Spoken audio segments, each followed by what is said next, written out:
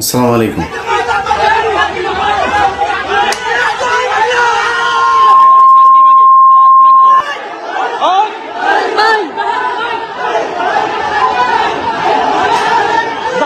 আসসালামু আলাইকুম, সবাই কেমন আছেন? দেশে এবং প্রবাসে, দূরে এবং কাছে যে যেখান থেকে আজকের এই ভিডিওগুলো দেখার জন্য প্লে করেছেন, সবাইকে আন্তরিক শুভেচ্ছা ও অভিনন্দন।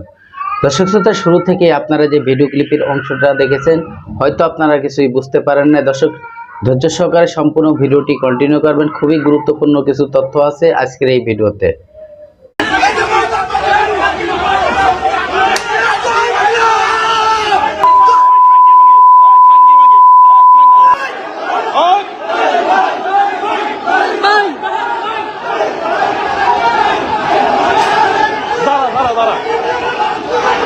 আসসালামু আলাইকুম,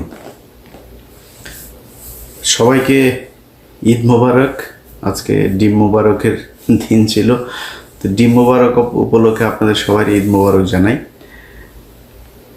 5 তারিখের পরপর মনে আছে একটা ভিডিও করেছিলাম, শুধু দেখছিলাম যে কীভাবে রাতারাতি, মানে 2 সপ্তাহের ভেতরে আওয়ামী লীগকে পুনর্বাসনের জন্য এই দেশের মানুষ শুধু টাকার জন্য, কিছু ওদের টাকা পয়সা ফেলে গিয়েছে, এই টাকার ভাগ নেওয়ার জন্য, মানে বিএনপির এই গ্রুপ ওই গ্রুপ, জামাতের এই গ্রুপ ওই গ্রুপ, এনসিপির এই গ্রুপ, মানে কোন গ্রুপের আগে কোন গ্রুপ যাই করবে। ধরেন যদি আওয়ামী লীগের সব প্রপার্টি নিয়েও নিতেন, নিয়ে যদি নিজেদের মধ্যে ভাগ করতেন তাও সমস্যা হইতো না। মানে কার আগে কে যাবেন, ওরে শেল্টার ভাই আমি তোমারে দিয়ে দিব, তুমি আমার এটা শেল্টার দাও।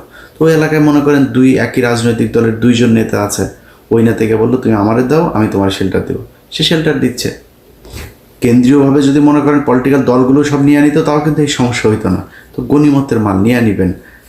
আওয়ামী লীগ কী জিনিস ওইটা আমার মনে হয় আমার চাইতে যাদের ডাবল বয়স তারাও এখন বুঝতে পারে না, অথবা বুঝতে চায় না, বুঝেন না, না বোঝার ভান করে।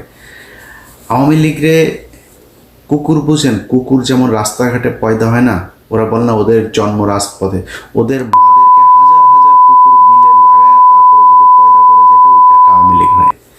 আওয়ামী লীগরে তবে মানুষের মতো করে আপনি করতে পারবেন না। একটা মেয়ে মানুষ, আজকে কোথায় সেই নারীবাদীরা? মেয়েটারে যে পরিমাণে গালাগালি করছে, এখানে যে হেনস্থা করলো, বাংলাদেশের নারীবাদীরা আজকে এখন আর কথা বলতে মন চায় না। কোথায় খুশি কবির, সুলতানা রহমান, কি সুলতানা যেন, এগুলো কোথায় আপনারা এখন করেন? কেউ করেন না কেন? দেশের পত্র পত্রিকা কোনো জায়গায় নিজে নারীর এই ধরনের অবমাননা হলো, এই অকথ্য ভাষায় গালাগালি তার গায়ে ধাক্কা দিয়ে ফেলে দিয়েছে তাকে। এই কথাগুলি আমরা পরপরই বলেছিলাম যে বাংলাদেশে একটা সময় আসবে সামনে, এইসব পোলাপানগুলো রাস্তাঘাটে যাবে আর মার খাবে, থাপড়ানি খাবে। ভাই আপনার তো কেউ নাই, আপনার এই পলিটিক্যাল দল আছে। ওই যে জামাত দেখেন, জামাত কিন্তু জামাতের নেতাকে তারা ঠিক মতো করে বের করে নিয়ে গিয়েছে। মির্জা ফখরুলকেও বলেছিল, জামাতের ওইখান থেকে যারা ছিল তাদের একজন বলল, ফখরুলকে বলেছিল যে ওই তাহের সাহেবের সাথে যাওয়ার জন্য। তাহের সাহেব যখন বের হয়েছে তখন সব তাহের তাহের তাহের ভাই এভাবে সব স্লোগান দিচ্ছে।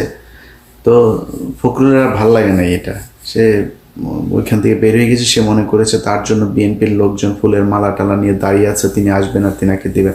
আর ভাই ফখরুল ভাই, আপনার দলের যে এই আন্তর্জাতিক বিষয়ক সম্পাদক যিনি লন্ডন থেকে এসেছেন এখানে, সে প্রতিবার এই সময় আসেন, তার কখনো খুব ভালো করে এখানে দেখা যায় না। এইবার খুব তিনি উত্তেজনা নিয়ে আছেন। আপনি যখন বের হবেন তখন তিনি তার নেতাকর্মীদের নিয়ে আরেক জায়গায় সরে গিয়েছিলেন। এই পুরো ঘটনাটা একটা প্ল্যানিং গেম হিসাবে আজকে ঘটেছে। এর সাথে জড়িত পররাষ্ট্র মন্ত্রণালয়ের একজন কর্মকর্তা ডক্টর ইউনূসের সাথে এসছেন, হাসান আল জামান রাফি। এটার সাথে জড়িত লন্ডন থেকে যিনি এসেছেন আনোয়ার হোসেন খোকন। আজ থেকে 3 দিন আগে তাদের বৈঠক হয়েছে। সেই বৈঠকে এই যে আজকে যে এদেরকে এনসিপির ছেলেপেলেগুলোকে পেটানো হবে এইভাবে, এটা আরও বড় ধরনেরই করার তাদের প্ল্যান ছিল।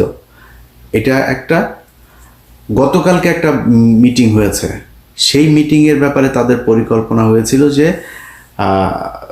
এই আমরা তোমাদের নেতাকে নিয়ে কিছু বলবো না, তোমরা আমাদের নেতারে নিয়ে কিছু বলবো না, আমাদের শত্রু হচ্ছে ডক্টর ইউনূস আর হচ্ছে গিয়ে জামাত ইসলাম।